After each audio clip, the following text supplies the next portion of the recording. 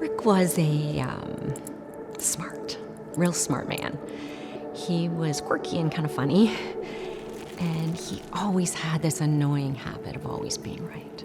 It just sometimes drive us crazy because we'd all kind of look at each other and go, yeah, he was right again. He was the type of person that you could trust no matter what situation you were in. He was always that person that could be that rock. We took up cycling in 2012. And when Rick catches a bug, Rick catches a bug. So we got ourselves some bikes. He just really loved to get outside, get moving, see beautiful locations. And he saw that I started to take a liking to it. And I think when he saw that I did, he just wanted me to enjoy it as well. Something that brought us all joy.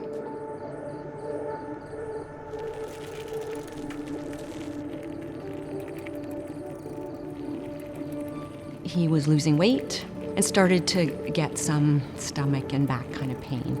He eventually got in for a CT scan, and on February 16th of 2016, he was diagnosed with stage 4 pancreatic cancer. It took time to digest. It took time. We had a number of sleepless nights. We thought, how are we going to tell the kids? The only way to really describe it is shock or like numbness, and it takes some time for like it to actually settle in. Rick Baker was diagnosed with stage 4 pancreatic cancer in the spring of 2016. Unfortunately, that is a terminal diagnosis, and the life expectancy is roughly 6 months. He wasn't happy with the 6 to 12 months. He says, I've got to do better than this. So he began chemotherapy, which is one of the standard treatments here. And during that, we searched the world. Our doctors supported us here. Might have thought we were a little bit crazy, but Rick was resourceful, and they appreciated that, and that this was something he needed to do, wanted to do. Rick Baker was a unique mixture of risk-taking, motivation, and resource. He came back to London with a wealth of experience of how other cancer centers do things. Soon enough, we started to talk about the creation of the Baker Center as his legacy, to bring some of what he saw to London. They were inspired, and we started talking, and Rick said, we can do better here. We can bring better treatments to the patients here. He tried a couple more therapies, but things were getting harder and harder for him to tolerate.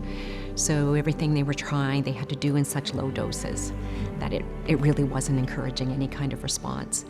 And he tried one last therapy in September 2nd of 2020, and it was too much for him, and 20 days later, we lost him.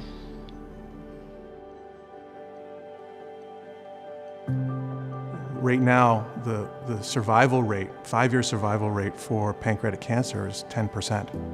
And that's dismal. That's the worst of all the major cancers.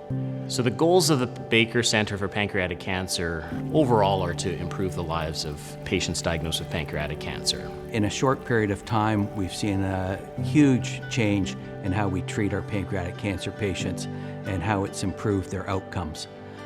Without that initial funding, we wouldn't be where we are today. We'd still be in our old system. Donor funding is critical to our mission and our program. I would say positions like mine would not be possible without donor funding.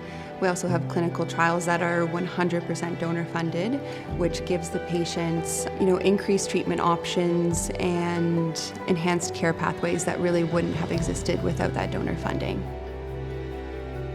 And what that also does is it allows us to attract more money. So we have several grant applications that are in right now that are matching the funds that donors have provided. I think he'd be proud of us as a family. I think he'd tell us to keep pushing ourselves and pushing our boundaries and what we're capable of doing. He would say, don't let it go, Shell. Stay with it, stay involved, to make it better, give people more options. Rick loved his life, and that's why he fought so hard for it. I actually couldn't have asked for a better life or a more beautiful life with him, just longer, more of it.